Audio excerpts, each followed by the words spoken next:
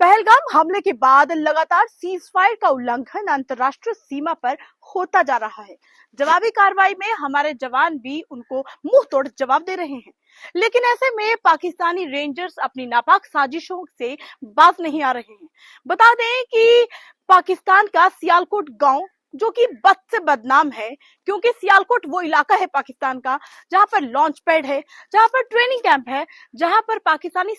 सैनिक आतंकियों की घुसपैठ कराने में उनकी बेहद ज्यादा मदद कराता है। तस्वीरों में देखिए जिस जगह पर हम लोग मौजूद हैं, ये पाकिस्तान का सियालकोट मौजूद गांव है और हम लोग अंतर्राष्ट्रीय सीमा पर मौजूद हैं। अंतर्राष्ट्रीय सीमा से बेहद ज्यादा नजदीक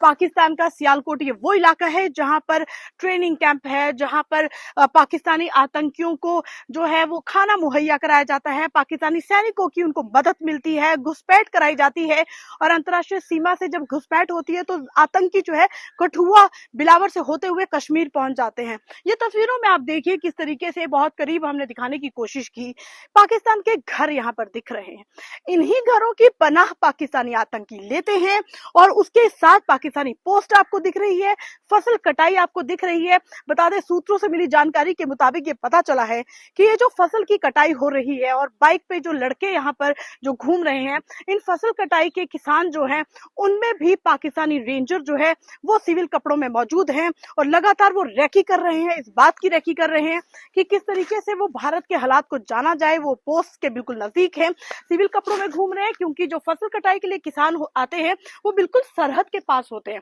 तो नजदीक सरहद के पास आकर आतंकी और पाकिस्तानी जो रेंजर्स है वो रैकी कर रहे हैं, ताकि यहाँ पर अगर हमारी आंखें उस सीमा को देख रही हैं तो स्थानीय लोग भी देख सकते हैं और हमारे जो बीएसएफ के जवान हैं उनकी नजर भी उन पर पड़ सकती है। तो ऐसे में हमारे बीएसएफ के जवानों के पास कोई सूचना ऐसी ना मिले कि पाकिस्तानी रेंजर्स यहाँ पर घूम रहे हैं, यही वजह है कि चालाकी यहाँ पर दिखाई है, नापाक साजिश यहाँ पर हो रही है कि वो सिविल कपड़ों पहनकर किसानों के साथ इन्हीं मशीनों को जो आप देख रहे हैं तस्वीरों में, इन्हीं मशीनों में वो यहाँ पर आ रही हैं और फसल कटाई करने वाले किसानों के साथ वो यहाँ पर रैकी कर रहे हैं। यही नहीं, बॉर्डर पर नजदीक जितने भी पाकिस्तानी टॉवर्स हैं उनकी रेंज तक को बढ़ा दिया है। उसकी वजह यह है कि अगर वो घुसपैठ कराते हैं, क्योंकि हालात इस समय तनाव बने हैं, एलओसी पर भी तनाव है, अंतर्राष्ट्रीय सीमा पर भी तनाव है, ऐसे में तनाव से बचने के लिए उनकी कोशिश ये है कि ज्यादा से ज्यादा घुसपैठ जो है इंटरनेशनल बॉर्डर से कराई जा सके। अपनी टॉवर की रेंज उन्होंने बढ़ाई है ताकि अगर घुसपैठ होती है और घुसपैठ को कामयाब वो करते हैं तो अपने साथियों के साथ लगातार वो संपर्क बनाकर रखें। इन घरों को जो आपने देखा, इन घरों में ही आतंकी पल रहे हैं, इन घरों के आसपास ही आतंकियों के कैंप चल रहे हैं। सियालकोट हमेशा से ही बदनाम रहा है क्योंकि बेहद ज्यादा तादाद में यहाँ पर आतंकी पहले ट्रेनिंग लेते हैं, हथियारों का जिक्रिया वो ड्रोन के जरिए कई साल तक वो इंटरनेशनल बॉर्डर पर वो फेंकते रहे हैं और उसके बाद वो घुसपैठ करते हैं। बौखला चुके हैं पहलगाम हमले के बाद से ही, लेकिन कोशिशें उनकी सालों से ऐसी हैं कि नापाक